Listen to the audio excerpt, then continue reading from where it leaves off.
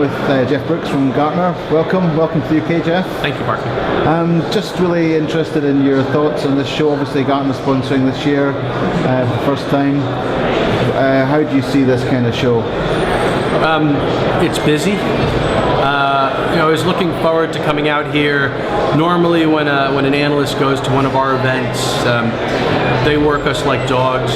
You'll have 2 or 3 presentations. You'll have round tables you've got to run, and then they'll have upwards of 16 half-hour conversations lined up with clients who want to talk to you and they want a chance to talk to you. Multiple lunches, multiple dinners, and you go to bed exhausted. I thought that this show would be a little bit easier on me, and it hasn't been. As I walk through the halls, everybody wants to say hi, and certainly in my position, I've gotten to know a lot of people. So, yes, some are vendors, but many of them are also friends of mine. So I've had appointments, I've had multiple sessions, ad hoc discussions that people want to have with me. I've even done things like job interviews for people who are interested in coming to work for Gartner. So it's been busy.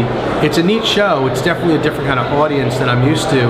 A lot of the vendors, I'm going to say a good number, I'm not super familiar with. It's a very broad market in the service desk space.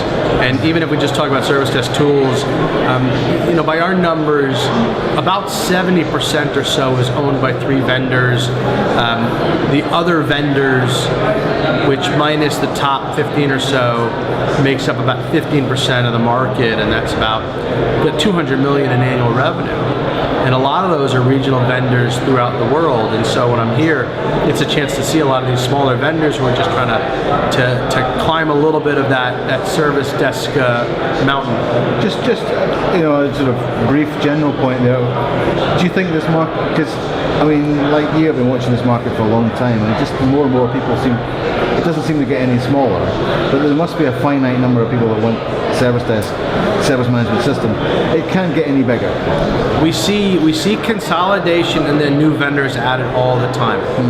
2 companies merge, 1 company buys another, 1 goes out of business, and then 2 new vendors sprout up. It's like the Hydra from Greek mythology. Cut off 1 head and 2 more show up.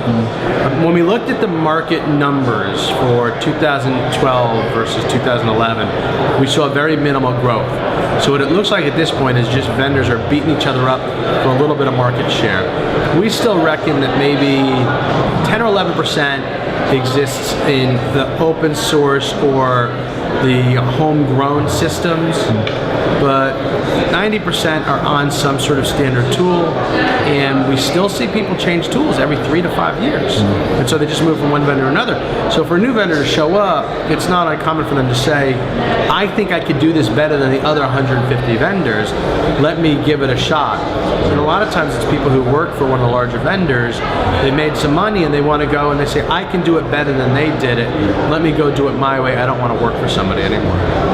So the market continues to expand like that. I suppose the question you talked about your experience of other shows. What is there anything particularly different? You said there's slightly different types of people coming to this show. What's the difference? What is that? Really more from the vendor perspective. I haven't had a chance to talk to a lot of end users only because I've been tied up in meetings. But I'd be curious to stop some of the folks walking around and find out what are they looking for in a tool, because in the U.S. at the HDI show, the profile of somebody at that expo hall is very much a help desk manager, or maybe even a help desk director, and then sometimes there's some analysts who've been given a reward to go to conference.